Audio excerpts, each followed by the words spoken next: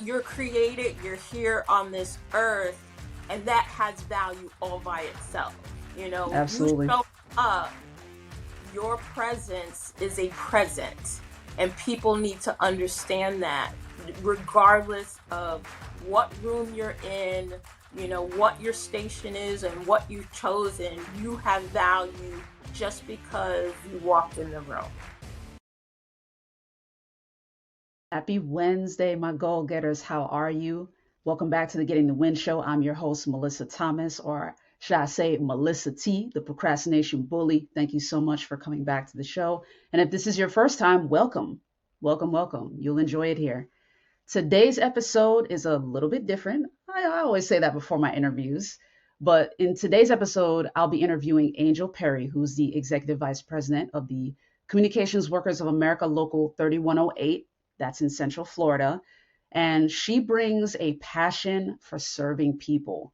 So you guys are going to hear that statement that I always hammer starting from episode 1 about you being a luxury item, and how the thing you're working on or sitting on is a luxury item as well because it's connected to you.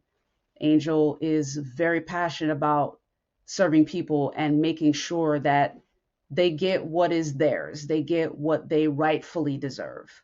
So enjoy this interview. I hope it blesses you and hope it lights a fire under you if you are still procrastinating at this point on whatever that luxury item is, whether it's a project, something that you have to turn in at work, an academic project, a hobby, a book, a course, a video, whatever it is. Hopefully, this episode lights a fire under you to get that done. Enjoy. As you see on the screen with me, the beautiful Angel Perry. Angel, how's it going?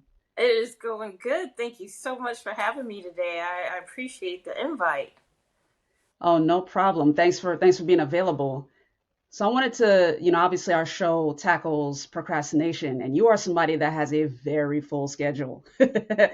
So wanted to, get you to share your wisdom with our folks in terms of how to, what your tips and tricks are to do that effectively. And you're somebody that's multi hyphenate, like you do a lot of different things. So just, you're the executive vice president of the, Communications Workers of America Local 3108, and you Yes. also have a 9 to 5 job in addition to that. Like, Yeah. so talk about, what your typical week looks like and why you chose those areas to be involved in.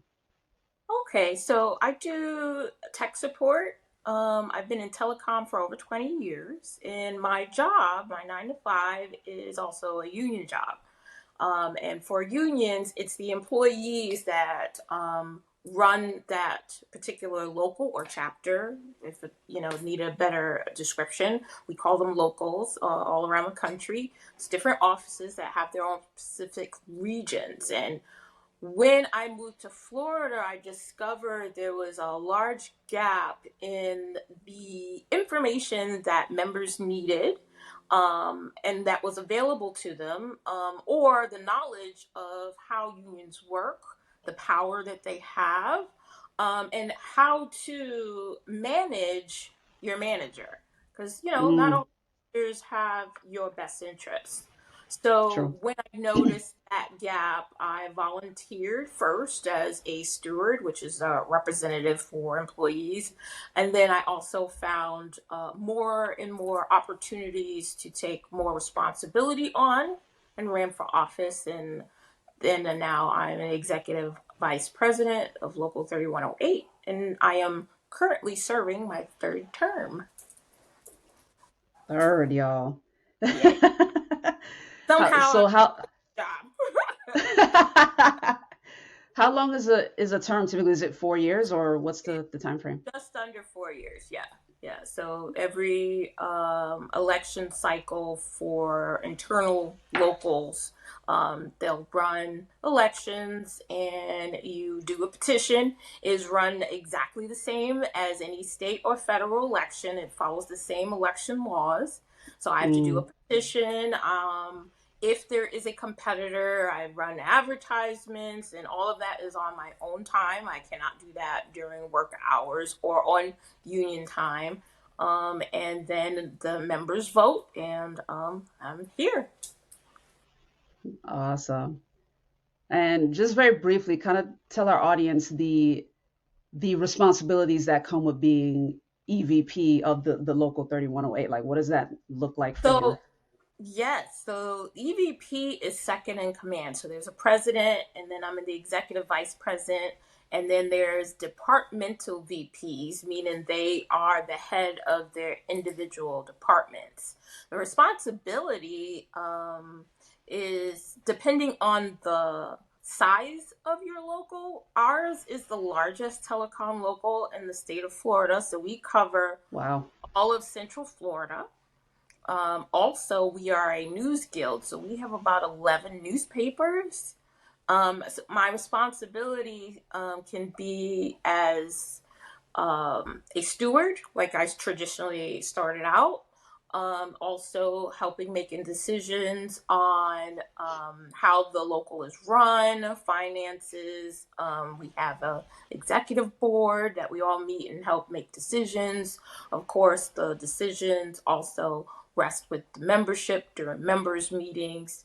I'm also the face a lot of times during news cycles, like if there's something pressing in the public.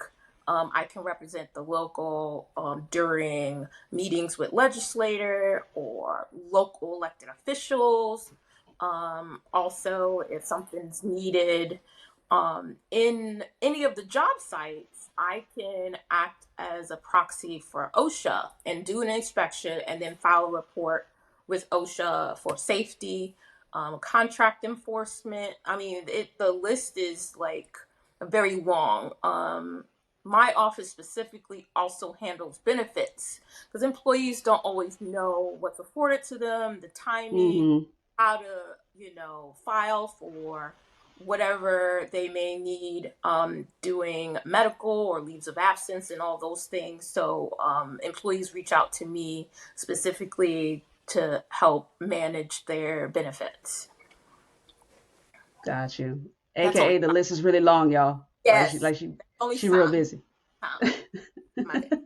Okay, that's not all of it. Some of it. Awesome. So, kind of to that point, though, share your backstory with everybody. Like, because you did mention when you moved to Florida, you Hmm. saw the need that was there.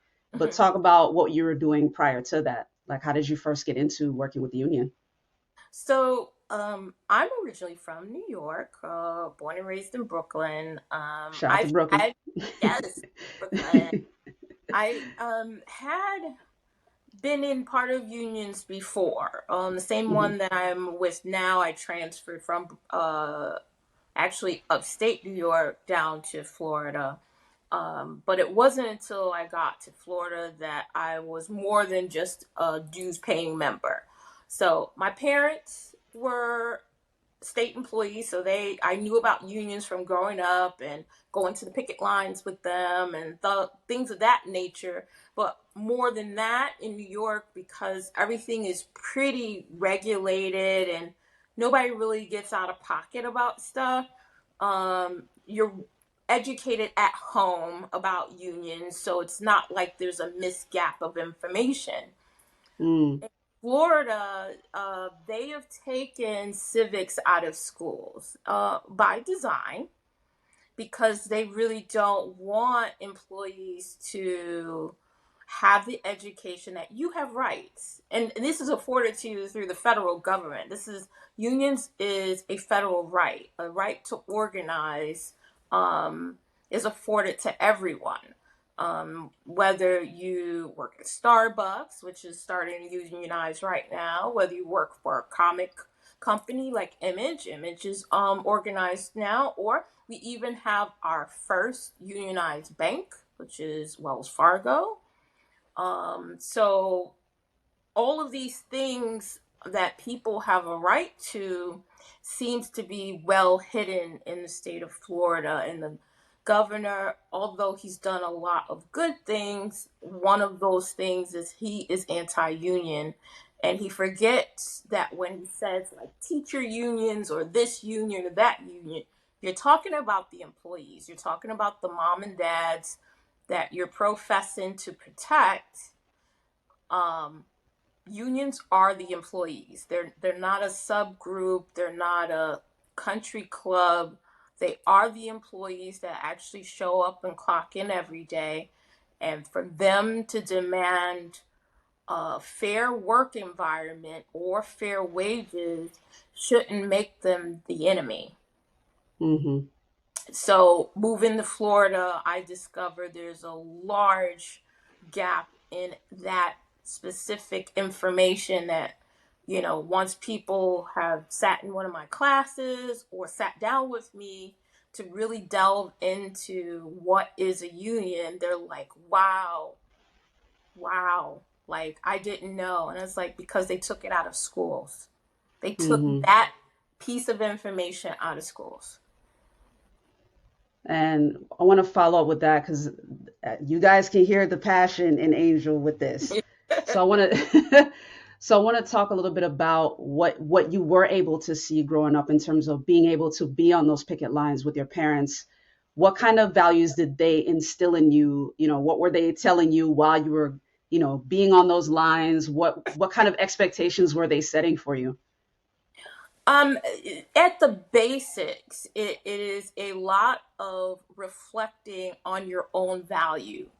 Um, we're always taught to do all the sacrifice, sacrifice, sacrifice, and Mm-hmm. having your own self worth is completely missed in a lot of the conversations that has to do with work, with just being yourself. um, you're looked at as a good person, God's creation if you're giving up your last drop of blood. But you're created, you're here on this earth, and that has value all by itself. You Absolutely. show up, your presence is a present, and people need to understand that, regardless of what room you're in, what your station is and what you've chosen. You have value just because you walked in the room. And that's what I learned very early on, because of striking against an employer is reminding that employer that, you have nothing unless I come to work. And being a collective bargaining, meaning the whole group decides, okay, well, since you decide that I need less than what I deserve, then I just don't need to be here. And we don't need to be here. And those are the very strong lessons growing up that really instilled integrity, self esteem, because you have all kinds of people that'll see you and want to knock you down a notch. Oh, well, you Mm-hmm. are, too full of yourself, or they have all these negative connotations of what you're supposed to do, and it's instead of who you are. I am who Right. I am. I'm going to stand on who I am.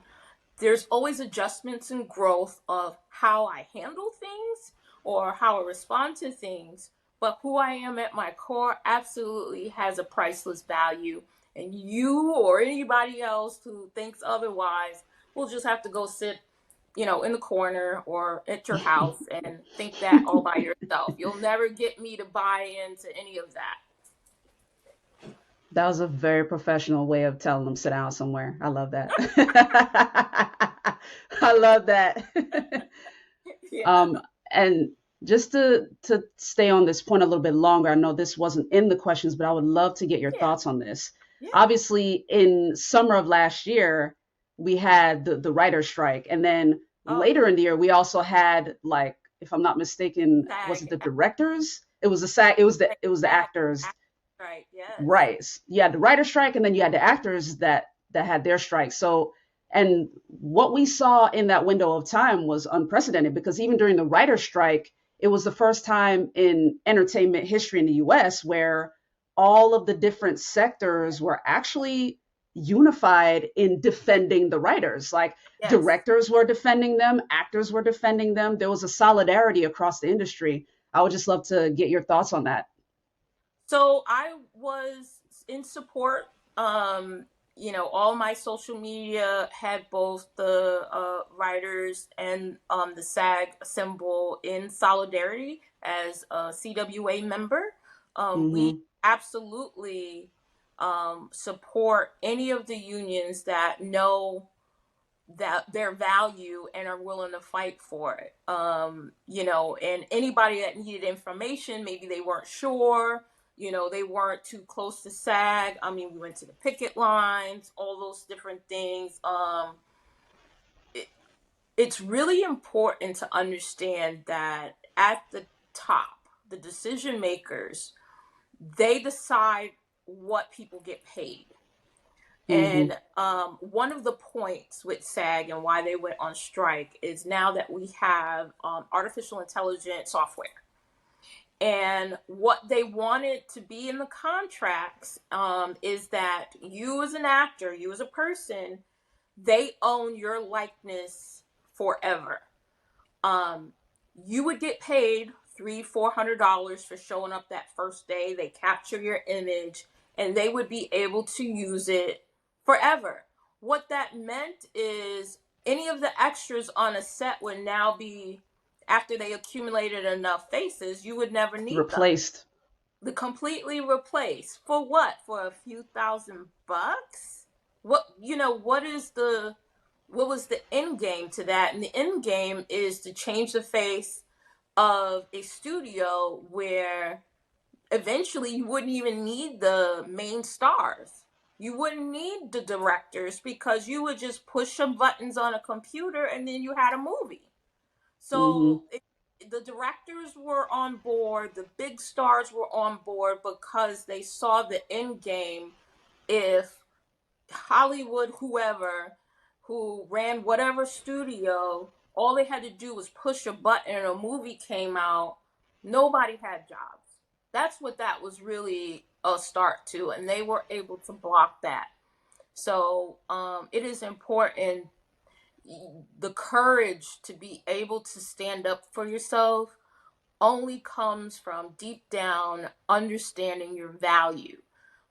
If you're a gold coin and somebody's trying to pay for you with dirt, you're not going, right? And Right. and it's just that simple. If somebody's handing you a cup of dirt in exchange for you, there's no value in that dirt unless you're a farmer and you're tilling soil and you're going to grow crops, in which case it's the crops that have value, it's the work that has value. A cup of dirt in exchange for massive amounts of talent, years of talent, sharpened skills is not a fair trade at all. So yeah, I was all for it. I was so glad they were able to get what they needed in their contracts, and we've all moved forward from it. Nobody was hurt. Imagine that. Right. Good point. Um, yeah, one key point, and the reason I wanted to dwell on this for those of you who are watching, this is another avenue into what I always touch on starting from episode one. You are a luxury item, right? Hashtag luxury item. Angel's talking about the fact that you have value. And there are times when you're procrastinating on the luxury item, that whatever that project looks like, whether it's a screenplay, something for work, a book, whatever, the thing you're sitting on is valuable. It's a luxury item because you're one. And it's important for you to advocate for yourself, even if only with yourself, even if you only have to remind yourself that you are valuable. Your opinion matters. What you love matters, like what you enjoy doing matters. Because the last thing you want to do is lose track of what you enjoy doing. I don't know about you, Angel, but there was a point where I got so busy that I forgot what was fun. Somebody had asked me, like, what do you do for fun? I was like, what is that? Like, I literally forgot because it had been so long since I'd done something like that. Right, But right. to that point, I wanted to get into that with you. Like, I know one passion you have is comics. Like, you actually represented in the shirt. I love that. So gotta she got the Spider-Man joint. So, talk about your love for comics, how, like, when you first got into it, and how you fit that in with your busy schedule. How do you remain productive and still fit that in? So, well, my dad, Mhm. who's retired, but he was an engineer.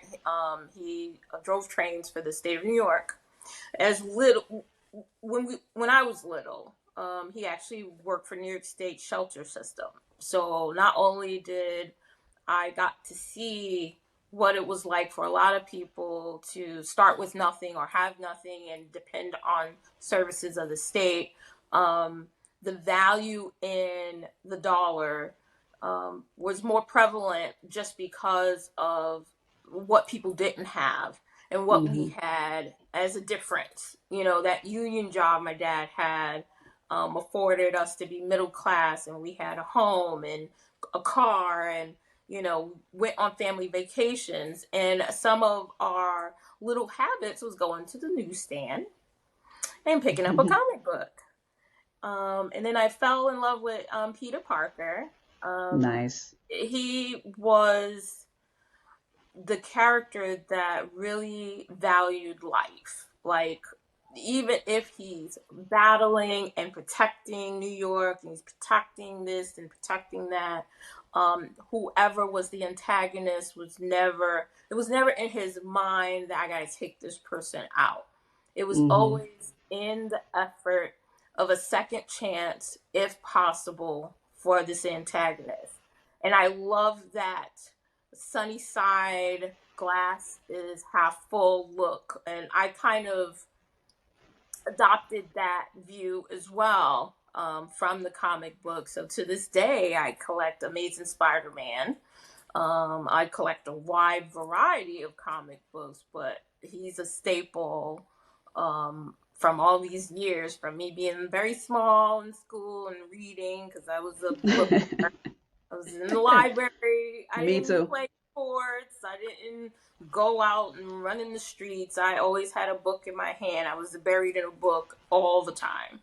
Um, and how I implement that is you have to take time to take a breath. And taking a breath also means do what you enjoy. You work hard and you obtain where you live, the vehicle you drive, and the job you have, and the career you have. But all of that really is so that you enjoy things in life. So if you have a busy schedule, because I always have stuff going on, you have to enjoy things that encourage happiness and give you euphoric feelings and nostalgic feelings. Movies, comic books. So I sub to comic books every week. I get a few, every Wednesday. Sometimes I get behind because the schedule doesn't allow for me to actually physically go to the comic book shop. But when I do have time on a Wednesday, I go grab my books and I take time to read them. And I'm watching anime and reading comic books. So it's important to have that time put aside. And I tell people, when you have such a tight schedule and it seems like there's no end to it, you have to take a minimum of 30 minutes of doing nothing. Like, Mm. phone off, turn the lights off, go for a walk where there's nothing but nature. 30 minutes minimum. And once you make that a habit, you are also solidifying your own importance.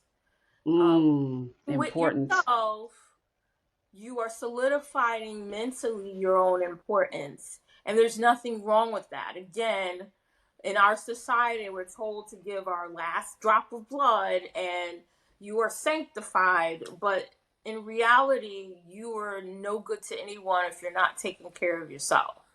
You have no value if you're unable to work, to play, to interact, to commune. All of these things that are so important, you have to be there and you have to show up healthy, mentally healthy, physically healthy. So I teach people, make sure you're taking a minimum of 30 minutes a day. And then you'll start to naturally expand on it. Like, oh, yeah, I think I need more time. Okay, so every Friday at 6 o'clock, I'm walking by the lake. or, I'm going out on the boat, or whatever your favorite things are, you'll start to gravitate to those on a regular basis, because then you're feeling your own importance, and there's an importance in having your own importance. Write that down, y'all. There's importance in knowing and having your own importance. Yes. Awesome.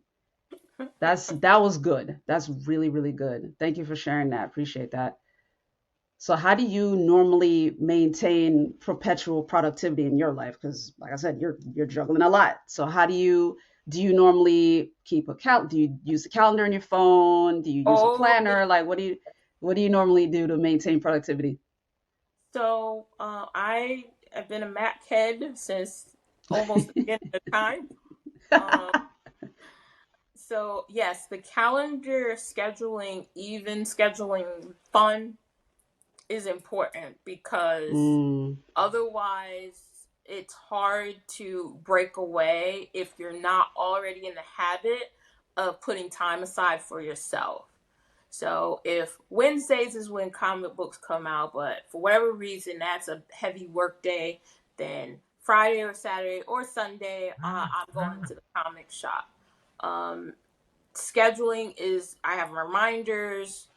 All my devices are synced, that if I put something in the calendar, I know it's coming up. I don't rely on my memory, because otherwise I will completely not remember.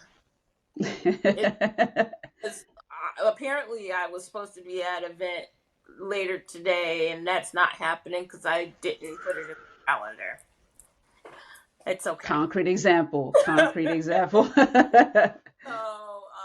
But yeah, the scheduling things is vital, because then that puts you to task. It holds yourself accountable when that reminder comes up. Yep, I got that coming. I'm prepared. Your day is set on a pace when you have stuff listed on the calendar as well, and Mm, remind help nudge the laziness that may come about. It's like, oh, this is tedious task. I have this, that, that's in between before I get to the goal.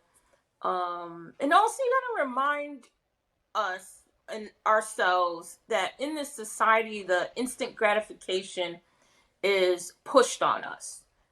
It started with kids' TV shows where facts. everything was instant, and growing up with that, whatever generation you're in, having microwavable meals, you have your fast food. So society kind of pressures for everything to be now, now, now. And in reality, things that are worthwhile and of high value are going to take scheduling, it's going to take a pace, and it's going to take time before you get those final rewards. And knowing that cognitively, logically in the forefront, until you're used to managing your schedule, is going to be the difference of procrastination and productivity. Very good point. So is that something you've been able to uphold most of your life, or have you ever had a moment where you kind of felt tempted to procrastinate? Like how did you Oh, how did you handle that? anything that, okay, so one, and it's not bragging as far as this is what I can do. I have a higher level of understanding of things, meaning I Mm, can usually read something once or twice and then want to improve or make it more efficient. So it's a type of intelligence that has to do with efficiency, and that's mm-hmm, how I think. So mm-hmm, effort is not as much as it might be for somebody else that may need an in-person lesson or whatever. And that mm-hmm. kind of expands my way of thinking, kind of expands on many different genres. Why I can't just do one thing, I gotta do 50 million things at the same time. In that, if something is actually hard for me, it takes me a minute to be like, okay, I really need to do this. So I fight with myself in those aspects. Okay. Um, and when I'm like taking training modules, because I don't know, that's just how I am. I'm always certifying in something. If it's a little harder than expected, it takes me a lot of pushing. And that's where the procrastination would go because nobody's demanding it. It's just a habit that I do this, that, and the other. But if something's harder, I'll sit on it a little bit. I'll fight with myself about it. And again, there's no perfection in being efficient. You're gonna find lulls of procrastination. The important thing is to understand what is driving it. And for me, Mm-hmm. if something is harder than it normally would be, I know I have a tendency to procrastinate about it because of the difficulty. Like I'm used to things being kind of streamlined and oh, I can get it. Okay, I can learn this, but then there are some things that I can't, and I get a frustration from it, and it's like, okay, I can do it. I just have to work a little harder, you know. So, Mm-hmm. so I do have those episodes depending on what it is. Got you, and thank you for sharing that. So, really quickly, I wanted to talk about the other passion of yours. You do have a nonprofit I that do. serves veterans. I Yes, Angel of Patriots. So, talk about that and what fueled you to start that, and how can people get involved with it? so my grandfather was a World War II veteran. So fighting evil and discrimination and all those things was in my family for a very long time. My family history goes back to early 1800s, even before that, here in the United States. Um, I did not serve. I come off or have the airs of military, and that's because a lot of my family and friends are all military. I would get up and do PT or physical. It's just the running. You do the 1 mile and you do the sit ups and the leg ups. It's rigorous, and sometimes somebody need a buddy to just keep in physical fit. And I did that. My home in upstate New York, you could come over, get coffee, breakfast, and then I would do PT with you. Or I'll go on post and meet somebody at the barracks and do PT with them. Um, when I moved to Florida, again, it was a drastic culture difference than where I was. And Florida's one of the most traveled to of veterans when they retire from the military. They come to Florida, and what I found is those that did not have families or homes, they would be out in the swamps or the forest because the climate here, you could survive quite comfortably not having a stable home to go to. And that bothered me that there wasn't more being done. So I created back in 2016 Angel of Patriots.org. We are a 501c3.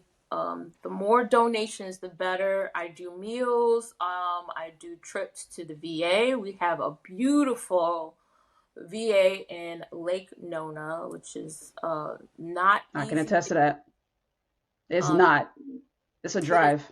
it is not easy to get to, so a lot of gas goes into going to the VA, and often if that veteran does not have funds, I do cover their meals at the mess hall. The food's good. I'm a fan of breakfast and lunch there. Um, and sometimes I'll do shelter vouchers, meaning if they already have a stable place to live and they are short on funds, they can fill out an application and I will send money over to their landlord.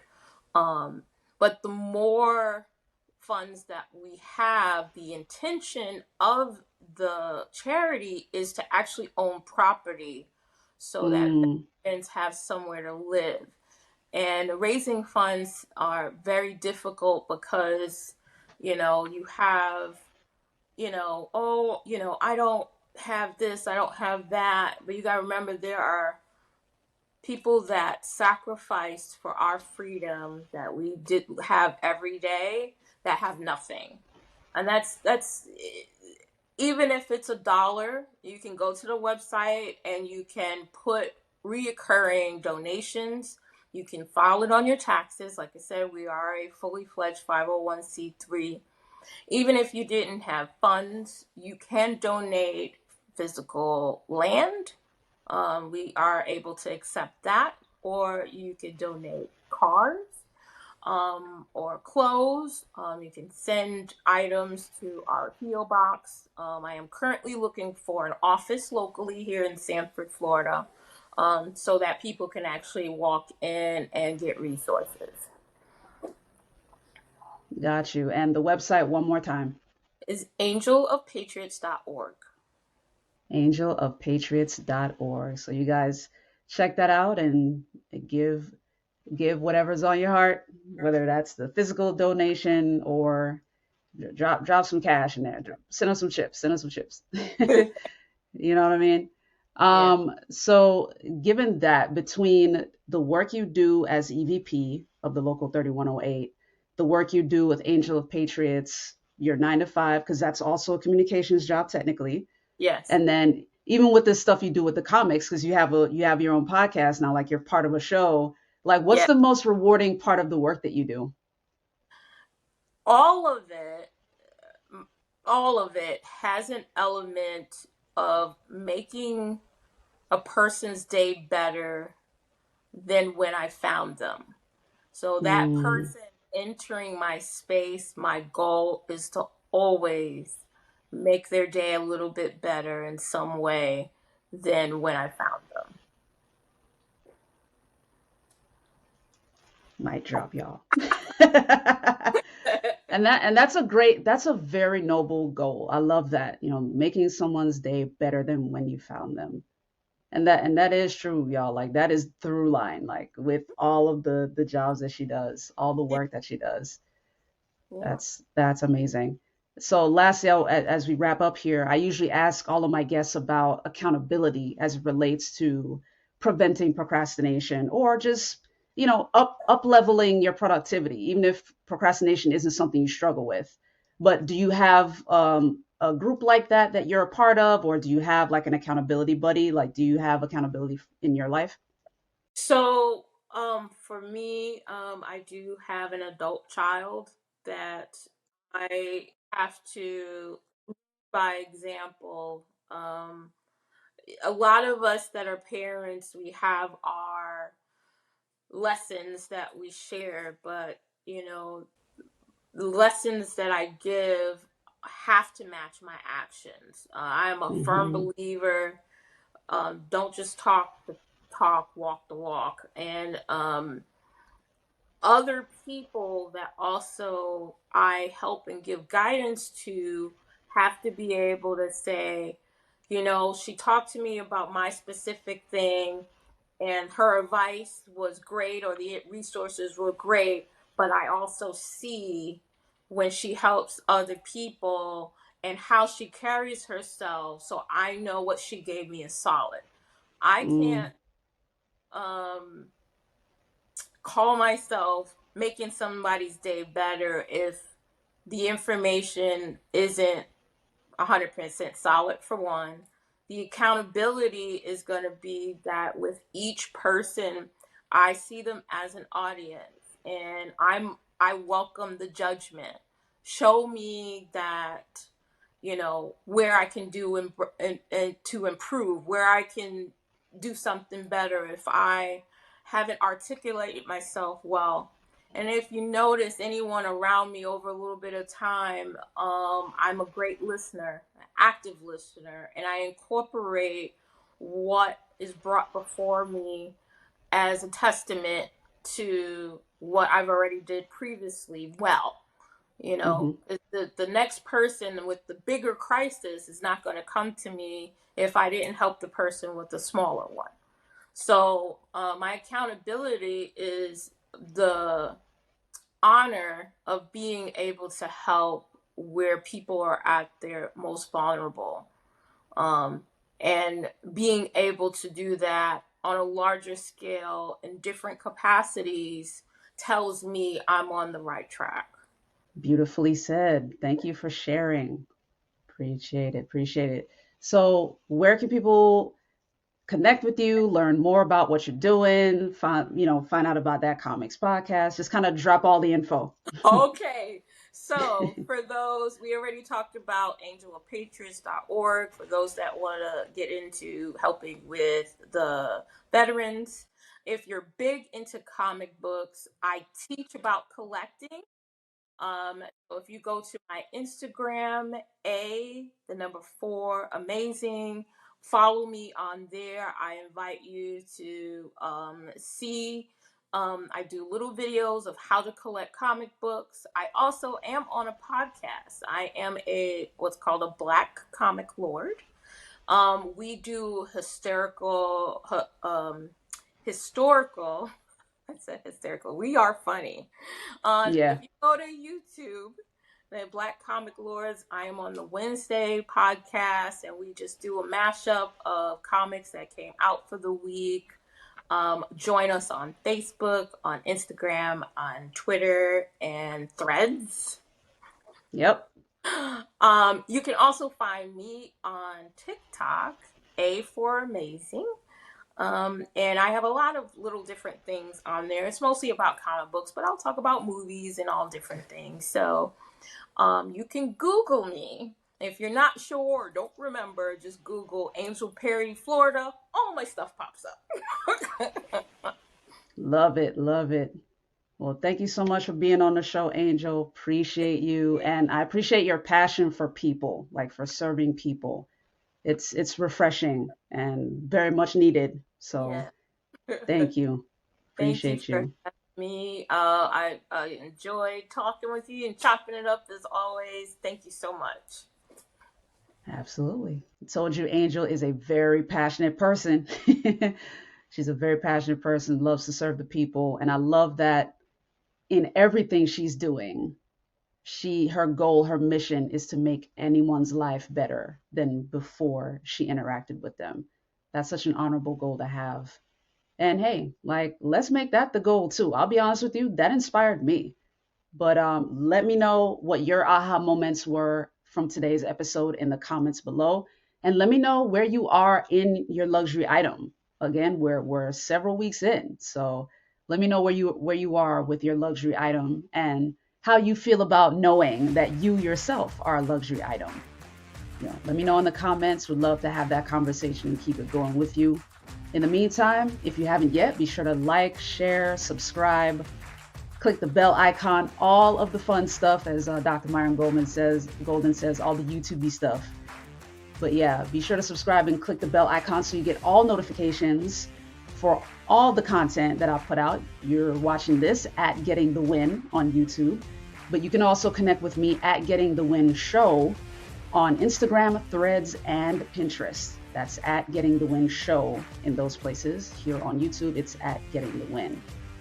And until next Wednesday, have a blessed rest of your week.